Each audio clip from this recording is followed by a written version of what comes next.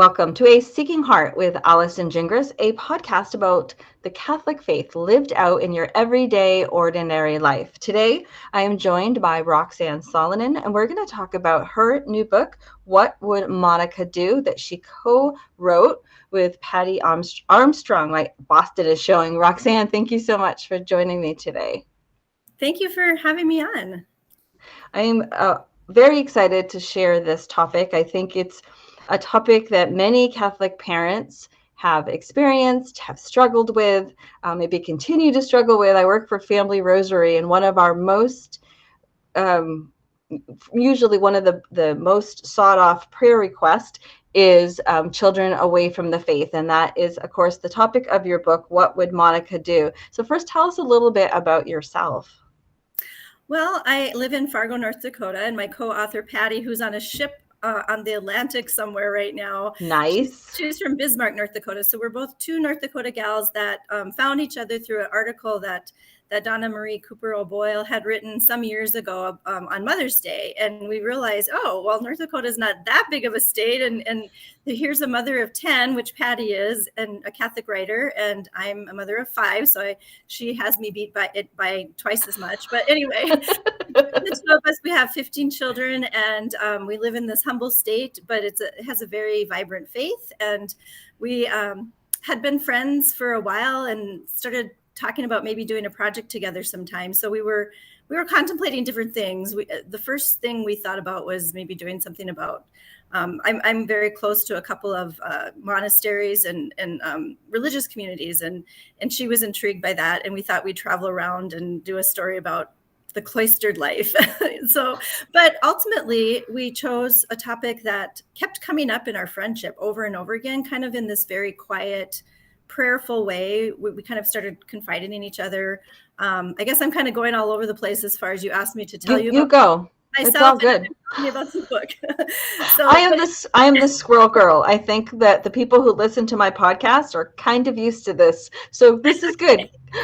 Yeah, keep going. I mean, in telling about myself, it leads into the book because I'm a mother who has young adult kids and have experienced some of them staying in the faith and some wandering away. And that's been a jolt and a suffering, especially for someone who really kind of has dedicated her life toward getting her kids to heaven, even if not Harvard.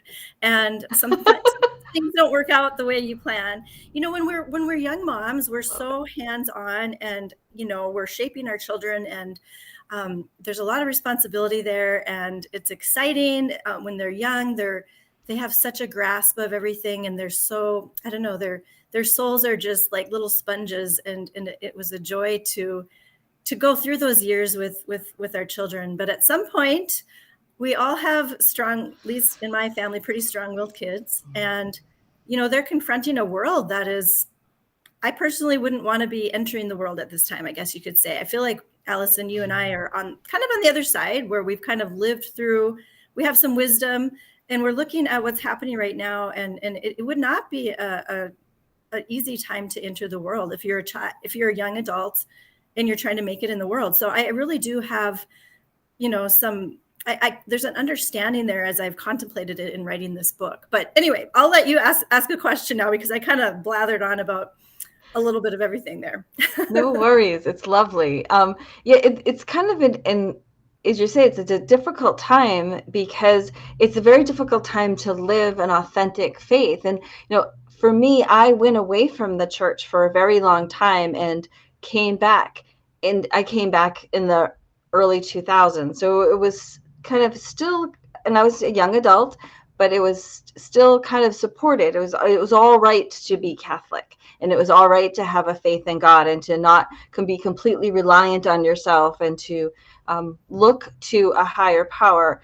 But now I think it's so many different things go against that. But as a mom who thought I did all the right things, like I was late to my kids were already born when I came back to the faith. They were still little though, but I thought I did all the right things. We went to church from the moment they were born. We did vacation Bible school. We were we homeschooled. We were their catechists. And I thought I gave them this beautiful, strong foundation.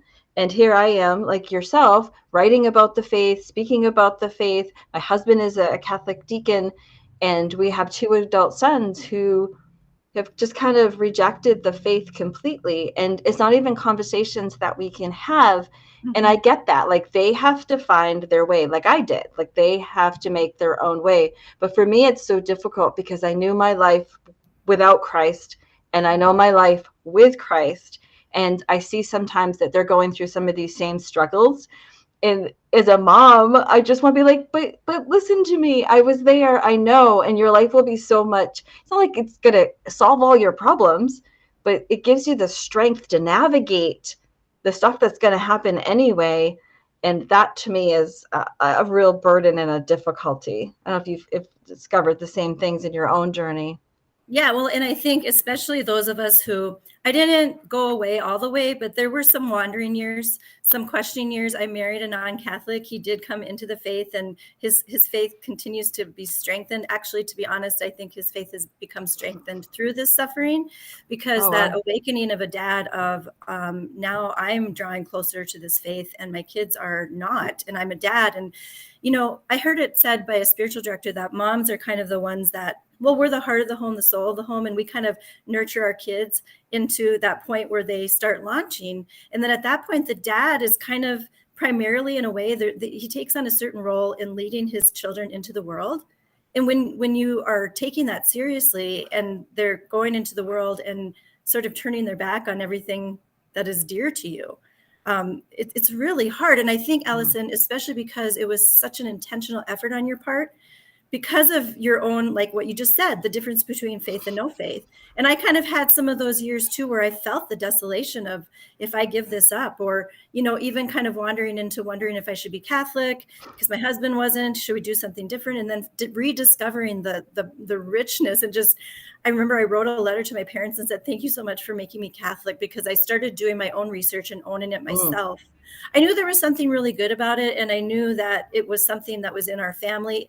And that's one of the things I've discovered too, and you might relate to this as well, is when our children leave the faith, it's not just them leaving a faith, it's them leaving our hearts, it's them leaving the family. I have relatives that came from Ireland and during the potato famine, and an Irish orphan was my great grandfather, and another great great grandmother who came on the train and was going to ride the rails until they stopped. And they brought their faith with them through extreme duress. Their stories of, and to forget about that. I think we're a culture that we kind of have forgotten about the past. You know what I mean? But I had that sense of, this is not just a faith, but it's my family that I would be leaving if I were to leave. And I'm so grateful. And then in that gratitude, I wanted, well, like you, we were going to like plug all the holes and make sure that the wandering that we did wasn't going to be something Right. our kids would have to experience, because we were going to do it so perfectly that they would just never have any questions and it would be a straight line, right?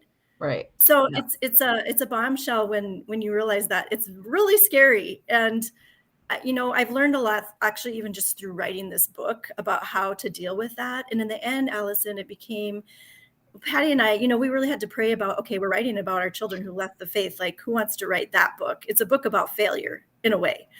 But it became a book as we went along, and it kind of soothed our hearts to realize this isn't a book about our children leaving the faith. It's about our own faith. And what do we do when things in our life aren't going exactly the way we planned, especially something Yeah. as dear as our children in their faith. And exactly what you said, being a parent and not being able to share the biggest gift that you have when your kids are struggling. What do you do with that? It's Well, you hard. have to take it to God, you know?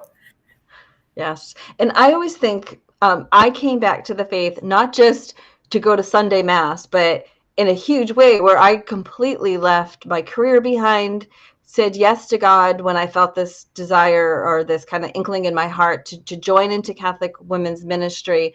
And I think I came here without a parent praying for me to return. How much more can I hope in the fact that my children someday, whether I see it or not, will one day embrace a life with Christ, however that looks for them, because my husband and I pray so ardent, so fervently for them. And another thing that you made me think of, Roxanne, we're talking today with Roxanne Solomon. The new book is What Would Monica Do? This out from Ascension Press, right? This is Yes, Ascension. Okay. yes, Whew. it is. Ascension. Yeah, I was reading it and I lost track of it. It's so I wanted. It's just so good. There's just so many different nuggets to it. But we can talk a little bit specifically about the book in a minute. But what you made me think about, it's just a few weeks ago we celebrated Easter, and for the first time in forever, I did nothing for Easter. I had no desire yeah. to host a party. I mean, I obviously went to mass. That I love Easter mass, so I went to mass with my daughter, who's 17, and she's still participating in the church. She's deaf and has a cognitive disability. So for her, she's kind of just got this sweet, simple faith that I absolutely love to watch in action. So we went to mass. My husband again is the deacon. Then we came home and we did nothing. I had no desire to create a big giant meal for people to come to who have not celebrated the actual meaning of the day. And that to me is when you were talking, I thought, yeah, they left this. The faith isn't just for me, it's so encompassing of my whole life. And so it's not just this reason to have a gathering or a party, which is it's nice. It's nice to have your family together. But I hadn't until you just spoke about that realized it was just something I just for someone who's not a very good hostess, Martha kind of person. Yeah, yeah. it, Yeah, it's during the holidays that those things kind of prick us, and we can kind of go mm, along and feel somewhat, there's different mindsets we can take on that can kind of soothe us a little bit and encourage us. But there's those moments where we get tapped, and it's those kind of moments. Um, I did have that big Easter meal. I'm not quite giving up yet, but there were those moments for example, one of our children, she she still dresses up, and she, even though there was nothing really other than coming to dinner at my house, but I try to take that as a good. I love it. try to see that as, okay, there's something there, there's a little residue there from her past, and she wants to enter into the celebration even if she's not sure, or isn't connected to the real reason. We still gather and we still say our prayers, and there's still signs of this Easter jubilation around. And that's one of the things I'm persistent in, hoping that just by living our faith life as well as possible, that they will be attracted in time.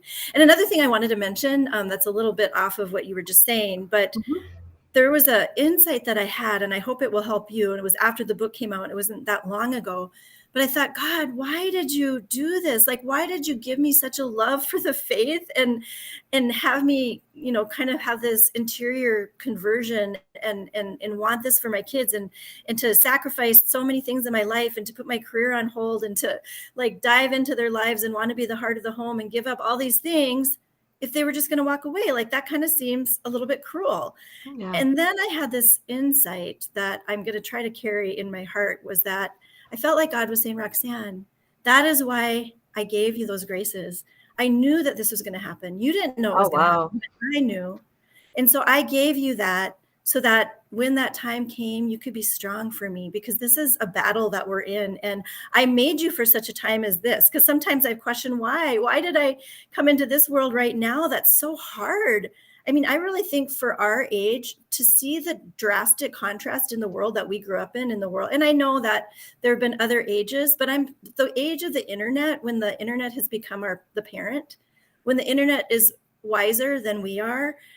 Back in the day, I don't think, and even in our years, we still like had a respect for our parents, even if we had some natural rebellion at some point. There Right. was still a natural respect. But I think with the internet, and I don't think everything's bad about the internet, obviously we're using it right now, but it can be, it is a force that is something that has never been known before in all of mankind. And it has a power, and it has a power to let our kids know that, oh, well, if we don't agree with mom and dad, there's all these other voices that can tell us. And I think it's very confusing for them. But Mm. you know what can turn them around is our love. is just our love, and for us to continue to stay fastened to Christ, because at some point in time, I believe this, and it might be after we die, I think there's going to be a recognition. And the thing is, like, they are baptized, they are claimed by Christ, they are sealed with the gift of the Holy Spirit. Those are real things. And this is a time, Allison, as you know, we have to start actually believing that. Like, Yeah. it's an invisible sign of a visible reality, right? That's a sacrament. And we have to believe that when we raised our children up to God and said, they are yours, that He has them and He is going to find a way. And I think He honors our prayers.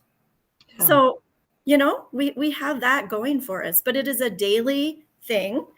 It keeps us on our knees, though. I feel like I'm more connected to God because of this cross that I bear. And it's a strange thing, but they say we should be happy for our crosses. And there are moments where I can, and there's other moments where I kick and scream and think, why is this happening to me? But really, truly, it has brought me closer to the cross.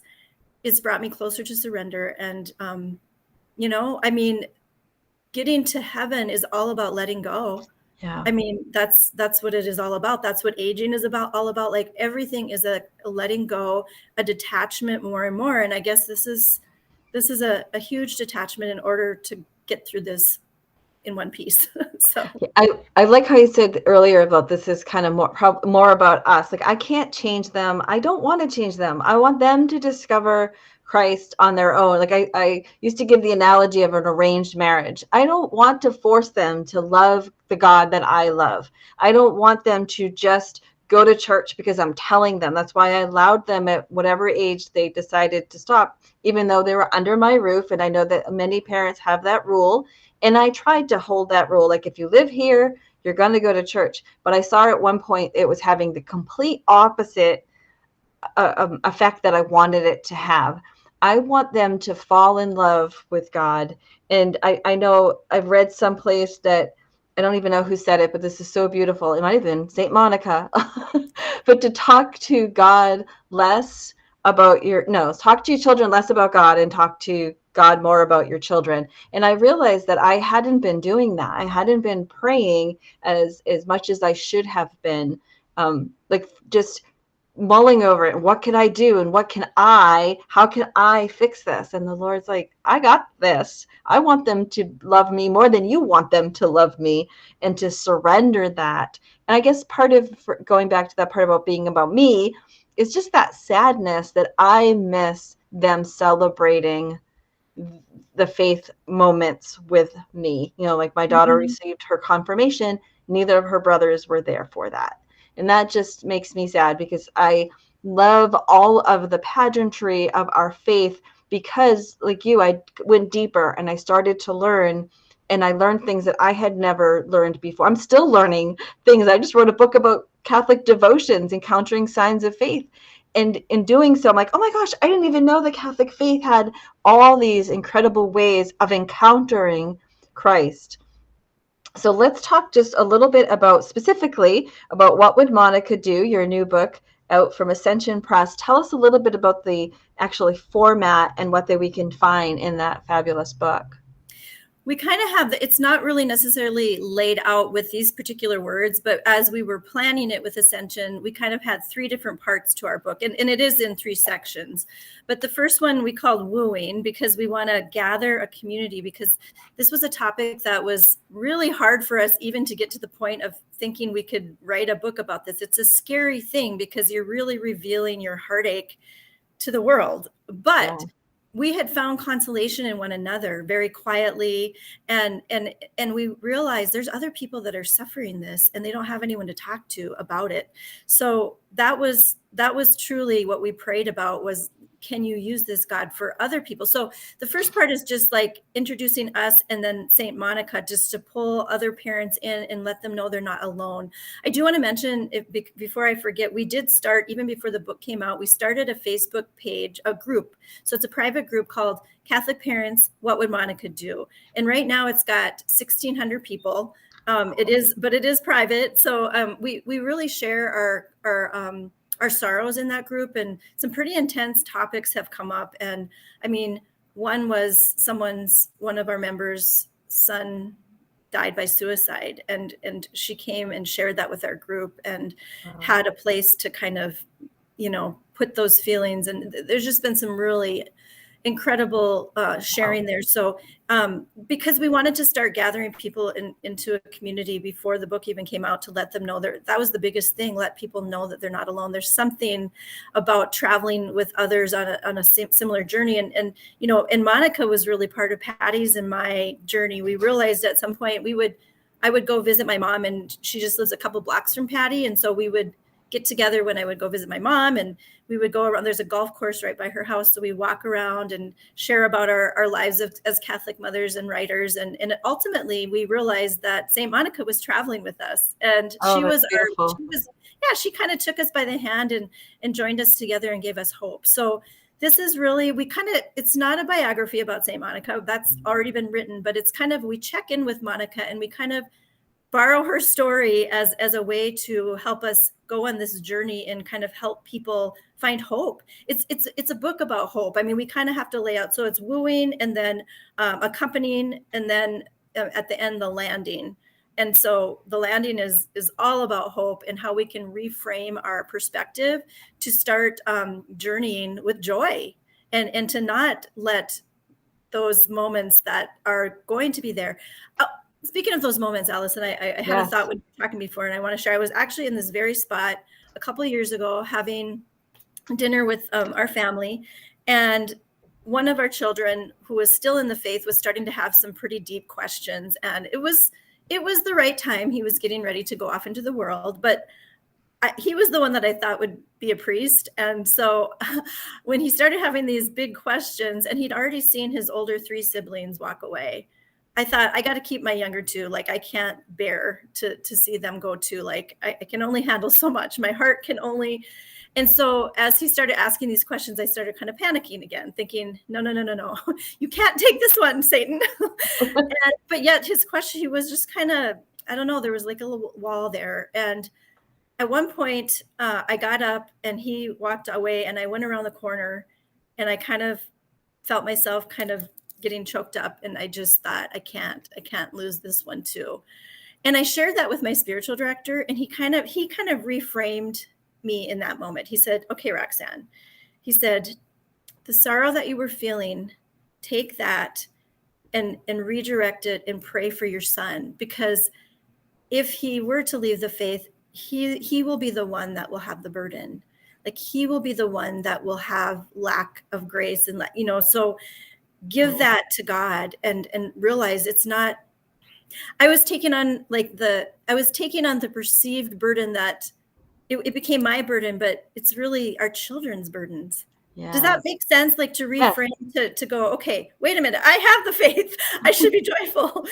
They don't if they walk away. And so that's something you got to give to God and not take it on, because that's going to slow us down if we get too bogged down in our sorrow. And yet it's so easy to do. Our hearts are Oh so my gosh. connected. It is. And you reminded me so many things, but to continue to live my faith out loud, because if I don't show that there's something different in me because I live this faith, how is anyone, my children or anyone, going to be drawn to this life with Christ? And even sharing my Easter story, I realized that I did allow despair. I did allow the devil to have his due that day, because I did not bring our family together to pray in the way that they would allow, which is grace before meals. So, well, whether I like to host holidays or not, there will never be an Easter without family, because I just had this aha moment. I love Mhm. sharing my faith out loud, because I think that when we keep things inside, like, this is my visual way of thinking, it's kept in the dark, right? If we keep it in our heads, we keep it in the dark. Who's the prince of Yes, darkness?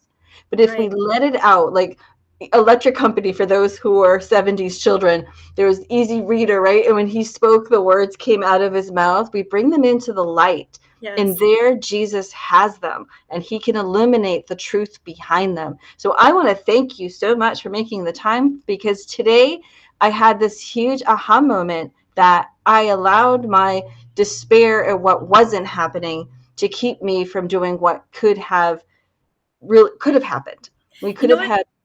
When you were talking about your daughter too, I wanted to share this. what a consolation.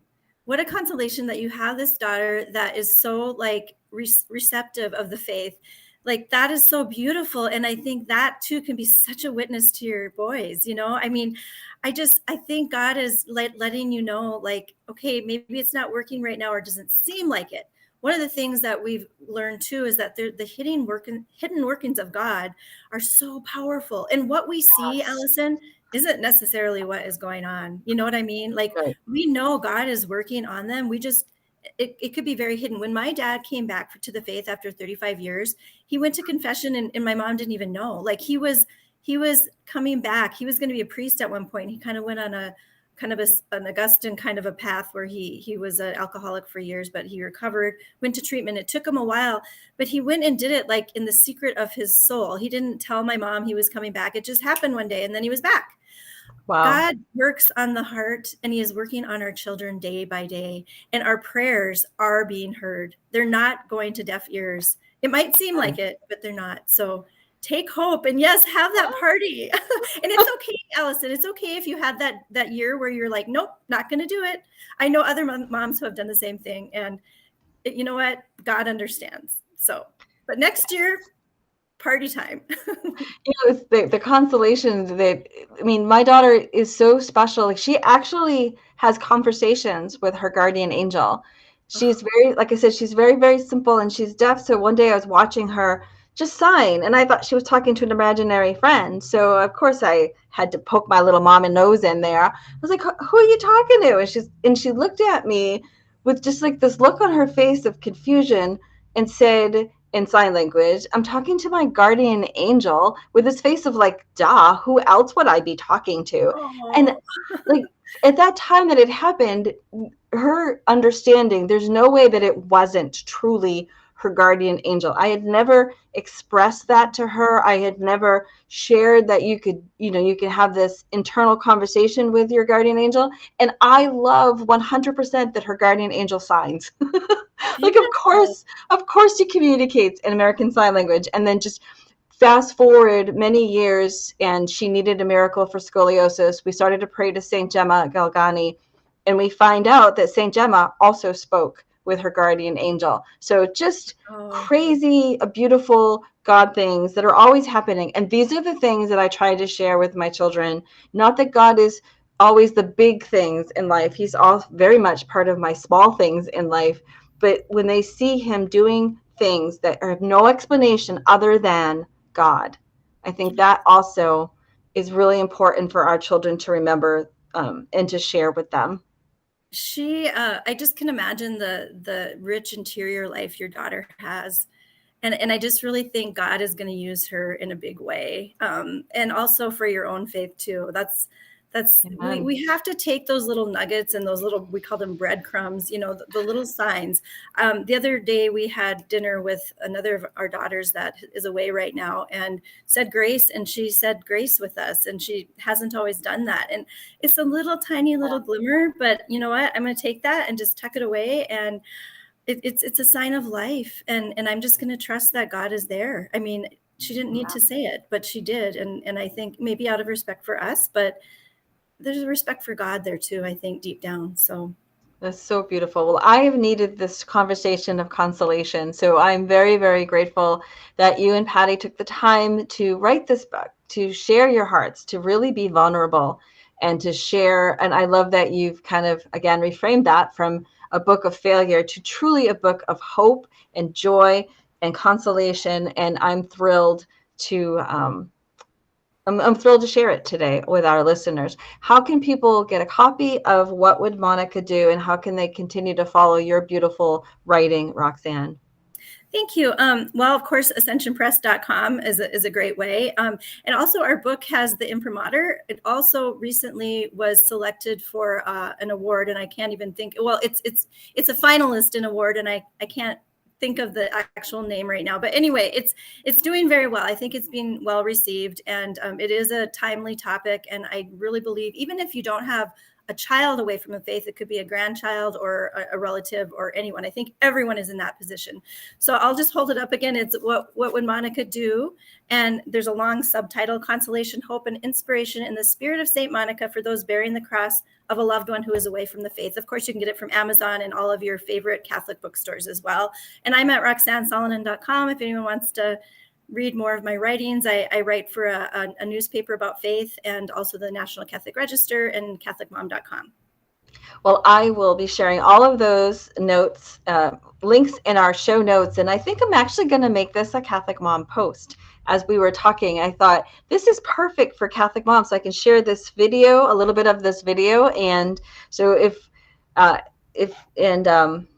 yeah, that's why I have an audio editor. Adam, you can take this out right now. Anyway, thank you so much, Roxanne, for being with us today. Absolutely. I'm glad that we got our glitches worked out that we had at the beginning so that we could have this conversation. Me too. I know that, talk about spiritual warfare. There was somebody who did not want this conversation out there, but now that I've heard it in its entirety, I know why. Thank you again, Roxanne Solonen, for sharing What Would Monica Do with us today. Thank you. God bless you, Allison. Thank you. You have been listening to A Seeking Heart with Allison Gingras. God bless.